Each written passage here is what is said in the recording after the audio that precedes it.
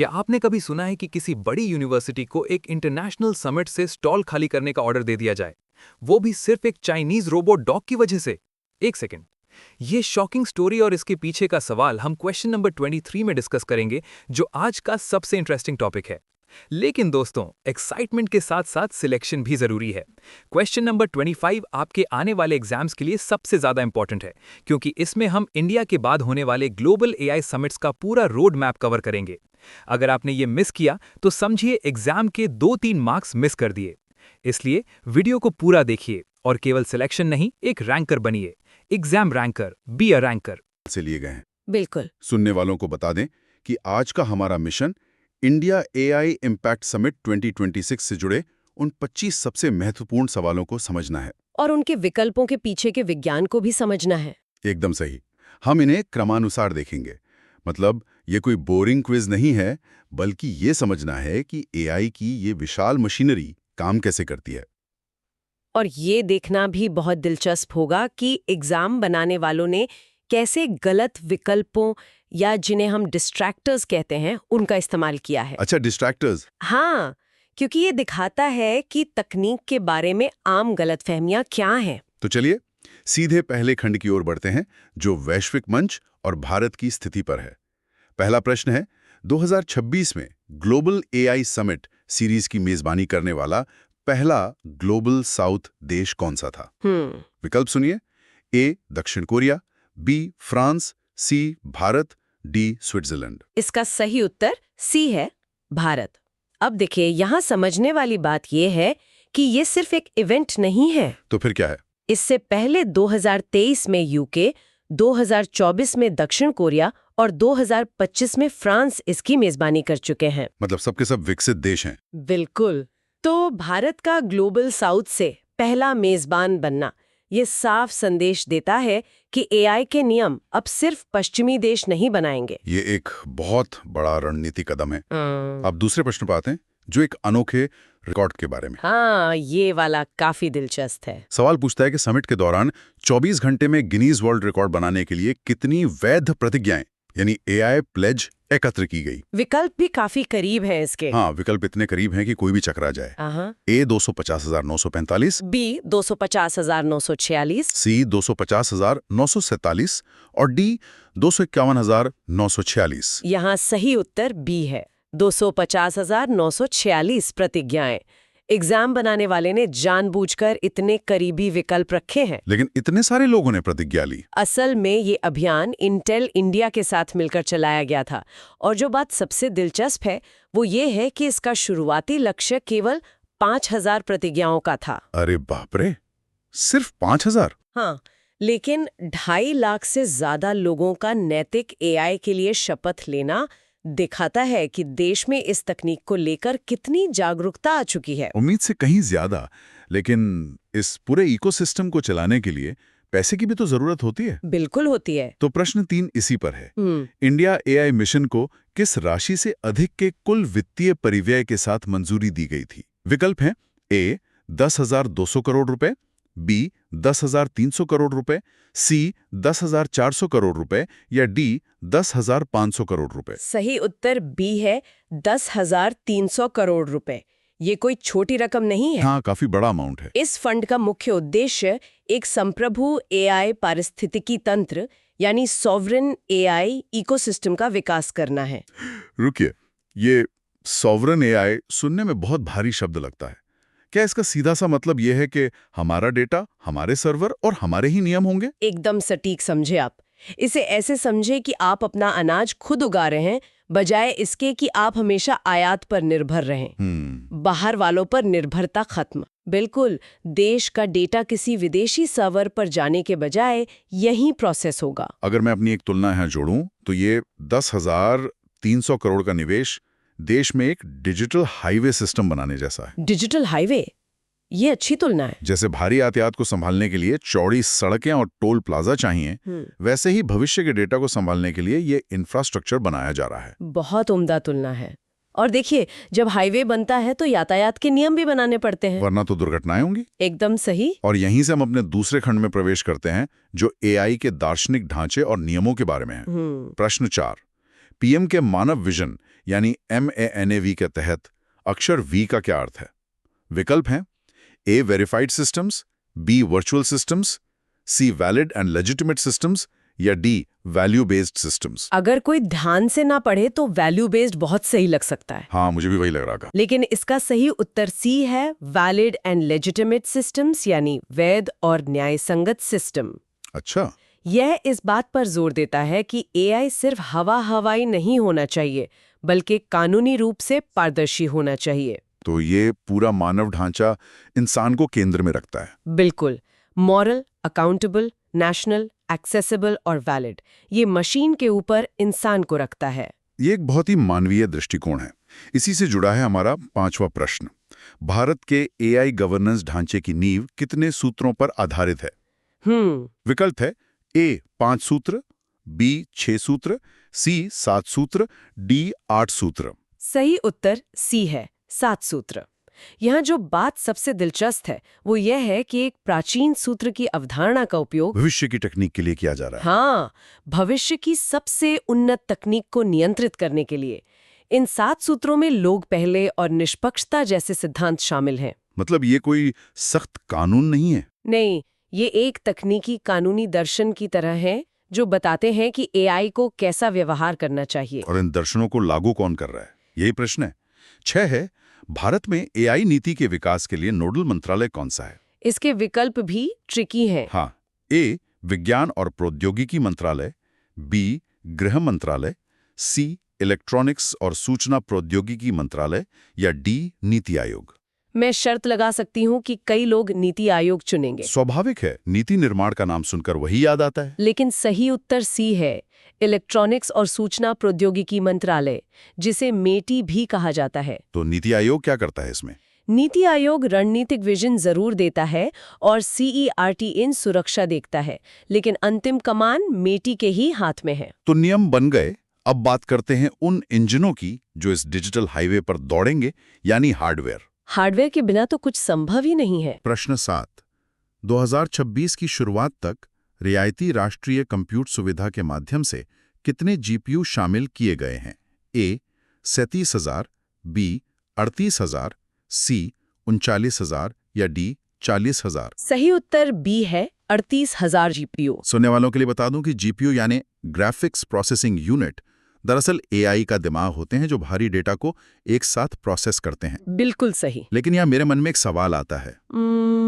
दुनिया की बड़ी बड़ी टेक कंपनियों के पास लाखों की संख्या में GPU हैं। हाँ, ये बात तो है। क्या एक देश के स्तर पे 38,000 GPU उनके सामने टिक पाएंगे, या ये सिर्फ समुद्र में एक बूंद है? ये एक जायज सवाल है, लेकिन हमें इसके पीछे का क्यों समझना होगा। अच्छा, यह वैश्विक कंपनियों से मुकाबला करने के लिए नहीं है, यह उन छोटे स्टार्टअप्स और शोधकर्ताओं के लिए है जो महंगे कमर्शियल GPU का खर्च नहीं उठा सकते। मतलब ये कंप्यूट पावर के लोकतंत्रीकरण का कदम है। एकदम सही, और लक्ष्य इसे 1 लाख GPU तक ले जाने का है। समझ गया। और इस पावर के कौन करेगा? हमारे युवा। बिल्कुल। प्रश्न 8। युवा AI ग्लोबल यूथ चैलेंज ने किस आयु वर्ग के नवोन्मेषकों को आमंत्रित किया?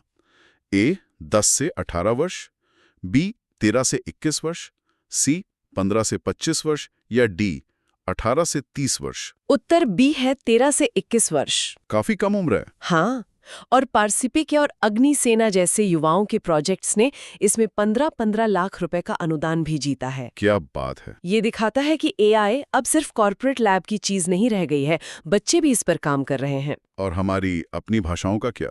हम सिर्फ अंग्रेजी पर निर्भर तो नहीं रह सकते? बिल्कुल नहीं, भाषा बहुत अहम है। प्रश्न 9। समिट में 22 भारतीय भाषाओं को सपोर्ट करने वाला कौन सा AI मॉडल लॉन्च किया गया? A सर्वम 105B, B भारत जेन परम 2, C ऐरावत या D परम सिद्धि AI। परीक्षा के नजरिए से ये बहुत ही शानदार सवाल है। सही उत्तर बी है, भारत जेन परम 2। अच्छा, ये एक 17 बिलियन पैरामीटर वाला सरकारी मॉडल है। थोड़ा रुकते हैं। सुनने वालों के लिए ये 17 बिलियन पैरामीटर का क्या मतलब होता है? आप पैरामीटर्स को AI के दिमाग के न्यूरल कनेक्शन समझ सकते हैं। मतलब जितने ज्यादा कनेक्शंस उतना तेज दिमाग? हाँ, जितने ज्यादा पैरामीटर, मॉडल भाषा की उतनी ही बारीकियों को बेहतर समझ सकता है। और बाकी विकल्पों की बात करें तो? ऐरावत और परम सिद्धि दरअसल सुपर कंप्यूटर हैं। AI मॉडल नहीं, और जो सर्वम है वो एक प्राइवेट कंपनी का मॉडल है। बहुत स्पष्ट व्याख्या। अब हम समावेशिता और सुरक्षा मानकों की ओर बढ़ते हैं। यह भी एक जरूरी पहलू है। प्रश्न 10। महिला नेतृत्व वाले स्टार्टअप्स के लिए AI बाय हर चैलेंज में प्रथम पुरस्कार किसने जीता? A. Periwinkle Technologies, B. Pharma Lifeline, C. Volar Alta या D. रेमेडियो? इसका उत्तर भी है, फार्मा लाइफलाइन। इन्हें कोई ग्रांट भी मिला? हाँ, इन्हें 25 लाख रुपए का अनुदान मिला। पेरिविंकल, वोलर अल्टा और रेमेडियो इस प्रतियोगिता में रनर अप रहे। ये पहल तो वाकई सुनिश्चित कर रही है कि तकनीक के विकास में जेंडर गैप न रहे। बिल्कुल, ये बहुत जरूरी है। इसी से जुड़ा है प्रश्न 11। AI for all global impact challenge के तहत प्रत्येक चयनित टीम को कितनी अनुदान राशि दी गई? A. 15 lakh, B. 20 lakh, C. 25 lakh या D. 30 लाख रुपए? सही उत्तर सी है, 25 लाख रुपए। इन्फिटहिल और सैटियर जैसी 10 टीमों को ये मिला है। ये टीमें किस तरह के प्रोजेक्ट्स पर काम कर रही हैं? उनके प्रोजेक्ट्स मानसिक स्वास्थ्य और मिट्टी की गुणवत्ता जांचने जैसे जमीनी मुद्दों पर काम कर रहे हैं। मतलब तकनीक सिर्फ हवा में नहीं, खेतों में काम आ रही है। बिल्कुल। लेकिन इन सब के बीच सुरक्षा का क्या? ये हमारा प्रश्न 12 है। AI सुरक्षा अनुसंधान करने के लिए किस राष्ट्रीय संस्थान की सिफारिश की गई है? A. AI governance group, B. Technology and policy expert committee, C. India AI safety institute या D. NITI Aayog AI cell? सही उत्तर सी है, इंडिया AI सेफ्टी इंस्टीट्यूट। ये कैसे काम करेगा? अगर हम इसे बड़े परिदृश्य से जोड़ें तो एक होल ऑफ गवर्नमेंट अप्रोच अपनाई जा रही है। मतलब सारे विभाग मिलकर काम करेंगे? हाँ, इसका मतलब है कि कोई एक विभाग अकेले काम नहीं कर रहा है। रिजर्व बैंक, मीटी और सुरक्षा एजेंसियां सब एक साथ मिलकर काम कर रही हैं। ताकि नवाचार और सुरक्षा का संतुलन बना रहे। एकदम सही। यहाँ मामला सच में बहुत दिलचस्प हो जाता है। घरेलू स्तर पर हमने बहुत कुछ देख लिया, लेकिन वैश्विक भागीदारियों का क्या? वो भी बहुत बड़े स्तर पर हो रही हैं। प्रश्न 13। लीडर्स प्लेनरी और CEO राउंड टेबल का आयोजन स्थल क्या था? A. Yashobhoomi, B. Bharat Mandapam, C. विज्ञान भवन या D. प्रगति मैदान? उत्तर बी है, भारत मंडपम, जहाँ G20 भी हुआ था। हाँ, यहाँ 20 से अधिक देशों के प्रमुख एक छत के नीचे थे। यह स्थान अब भारत की वैश्विक कूटनीति का एक बड़ा प्रतीक बन गया है। और ज्ञान साझा करने के लिए प्रश्न 14 है। रिसर्च सिंपोजियम के लिए नॉलेज पार्टनर कौन था? A. IIT Delhi, B. IISc Bangalore, C. IIT Hyderabad या D. IIT मद्रास? सही उत्तर सी है, IIT हैदराबाद। यहाँ क्या हुआ था? यहाँ दुनिया भर के शोधकर्ताओं में AI इंफ्रास्ट्रक्चर की चुनौतियों पर गहराई से चर्चा की। अब एक ऐसा आंकड़ा जो होश उड़ा दे। प्रश्न 15। माइक्रोसॉफ्ट ने निम्न आय वाले देशों में AI असमानता से निपटने के लिए कितना निवेश करने की घोषणा की? ये नंबर वाकई हैरान करने वाला है। विकल्प हैं A. 25 Arab dollar, B. 50 Arab dollar, C. 75 Arab dollar या D. 100 अरब डॉलर? उत्तर बी है, 50 अरब डॉलर। ये एक विशाल राशि है। बहुत विशाल। 2030 तक इसका उद्देश्य डिजिटल डिवाइड को पाटना है। मुझे थोड़ा संशय हो रहा है। 50 अरब डॉलर, क्या एक निजी कंपनी का इतना बड़ा निवेश किसी तरह का एकाधिकार बनाने की कोशिश तो नहीं है? देखिए, ये बहस का एक बहुत बड़ा विषय है। श्रोताओं को बता दें कि हम किसी का पक्ष नहीं ले रहे हैं, हम बस स्रोतों में दी गई बातों का विश्लेषण कर रहे हैं। बिल्कुल। कुछ लोग इसे परोपकार मानते हैं, तो कुछ इसे भविष्य के बाजारों पर कब्जा करने की रणनीति कहते हैं। लेकिन आधिकारिक तौर पर इसका उद्देश्य वैश्विक AI असमानता को कम करना है, ताकि गरीब देश इस दौड़ में पीछे न छूट जाएं। समझ गया। और डेटा के मोर्चे पर हमारा प्रश्न 16 है। AI कोष पर कितने डेटा सेट होस्ट किए गए हैं? A. 8,500 से अधिक, B. 9,500 से अधिक, C. 10,500 से अधिक या D. 11,500 से अधिक? सही उत्तर बी है, 9,500 से अधिक डेटा सेट। डेटा सेट इतना जरूरी क्यों है? क्योंकि AI मशीनें डेटा खाकर ही तो बड़ी होती हैं। AI कोष दरअसल हमारा अपना देसी डेटा का खजाना है, जो भारतीय संदर्भों को बेहतर समझता है। बिल्कुल। अब थोड़ा इतिहास और व्यावहारिक नवाचार की बात करते हैं। प्रश्न 17। इस सीरीज का सबसे पहला शिखर सम्मेलन कौन सा था? ये एक अच्छा ट्रिविया सवाल है। विकल्प हैं A. AI action summit, B. AI Seoul summit, C. Bletchley park AI safety summit या D. Global partnership on AI? Uttar C है, Bletchley park AI safety summit, जो 2023 में UK में हुआ था। तो तब से अब तक क्या बदला है? शुरुआत में दुनिया डरी हुई थी, तो फोकस सिर्फ सुरक्षा पर था। लेकिन अब 2026 में नई दिल्ली तक आते आते फोकस व्यावहारिक प्रभाव और इसे लागू करने पर आ गया है। मतलब डर की जगह अब अवसर ने ले ली है। एकदम सही। अवसर का एक शानदार उदाहरण है हमारा प्रश्न 18। सर्वम एआई द्वारा लॉन्च किए गए एआई स्मार्ट ग्लासेस का नाम क्या है? ए नेत्र, बी दृष्टि, सी काजे या डी वायु? सही उत्तर सी है, काजे। काजे। हाँ, काजे। प्रधानमंत्री ने खुद इसका परीक्षण किया था और सर्वम ने इसके साथ ही अपना 105 बिलियन पैरामीटर वाला बड़ा मॉडल भी लॉन्च किया। ये काजे जैसे स्मार्ट ग्लासेस मुझे सोचने पर मजबूर करते हैं। किस बारे में? क्या आपको लगता है कि भविष्य में ऐसे चश्मे हमारे स्मार्टफोन्स को पूरी तरह खत्म कर देंगे? देखिए, तकनीक का इतिहास तो यही कहता है। हम कीबोर्ड से टच स्क्रीन पर आए हाँ। और अब स्क्रीन से सीधा वॉइस और विजन पर जा रहे हैं। तो हाँ, ये स्मार्टफोन्स के अंत की एक शुरुआत हो सकती है। अरे सब एक बड़े लक्ष्य का हिस्सा है। प्रश्न 19। विकसित भारत की आकांक्षा के लिए लक्ष्य वर्ष क्या है? ए 2030, बी 2045, सी 2047 या डी 2050? उत्तर सी है, 2047। एआई को यहाँ सिर्फ एक सॉफ्टवेयर की तरह नहीं देखा जा रहा है। तो किस तरह देखा जा रहा है? इसे देश के अर्थव्यवस्था की कायापलट करने वाले एक उत्प्रेरक या कैटलिस्ट के रूप में देखा जा रहा है। इतने बड़े लक्ष्यों के साथ कुछ विवाद भी आते ही हैं। चलिए नीतियां और शिक्षा पर नजर डालते हैं। प्रश्न 20। MANAV ढांचे में पहले ए का क्या अर्थ है? A artificial intelligence, B accountable governance, C accessible AI या डी एल्गोरिथमिक फेयरनेस? सही उत्तर बी है, अकाउंटेबल गवर्नेंस। अकाउंटेबल मतलब जवाबदेह। हाँ, इसका मतलब है कि अगर एआई कोई गलती करता है तो जवाबदेही तय होनी चाहिए। और इसमें जो दूसरा ए है वो एक्सेसिबल के लिए है। प्रश्न 21। भारत के एआई गवर्नेंस ढांचे का कौन सा सूत्र प्रतिबंधात्मक सावधानी के बजाय जिम्मेदार नवाचार को प्राथमिकता देता है? ये बहुत अहम सवाल है। विकल्प हैं A trust is the foundation, B people first, C innovation over restraint या डी फेयरनेस एंड इक्विटी? उत्तर सी है, इनोवेशन ओवर रिस्ट्रेंट। इसका असल मतलब क्या है? ये भारत के डिप्लॉयमेंट फर्स्ट दर्शन को दिखाता है। मतलब डर कर तकनीक को रोकना नहीं है, बल्कि उसे समझदारी से लागू करना है। लागू करने के लिए लोग भी तो चाहिए होंगे। प्रश्न 22 इसी पर है। इंडिया एआई पहल के तहत कितने पीएचडी को सपोर्ट किया जा रहा है? ए 1500, बी 500, सी 750 या डी 1000? उत्तर बी है, 500 पीएचडी। सिर्फ 500? नहीं, इसके साथ ही 5000 पीजी छात्र और टियर 2 और टियर 3 शहरों में 570 एआई डेटा लैब भी बनाए जा रहे हैं। तो सपोर्ट काफी बड़ा है। अच्छा, और अब वो सवाल जिसने काफी सुर्खियां बटोरी। प्रश्न 23। शिखर सम्मेलन के दौरान किस विश्वविद्यालय को चीनी रोबोट डॉग को स्वदेशी बताकर पेश करने पर स्टॉल खाली करने को कहा गया? ये काफी विवादित रहा था। विकल्प हैं ए एमआईटी यूनिवर्सिटी, बी गलगोटिया विश्वविद्यालय, सी शारदा यूनिवर्सिटी या डी बेनेट यूनिवर्सिटी? इसका उत्तर बी है, गलगोटिया विश्वविद्यालय। स्रोतों के अनुसार एक चीनी यूनिट्री गो टू रोबोट को स्वदेशी विकास के रूप में प्रदर्शित किया गया था। ओह। और फिर आईटी सचिव एस कृष्णन ने सख्त कार्रवाई की और उन्हें स्टॉल खाली करने का निर्देश दिया।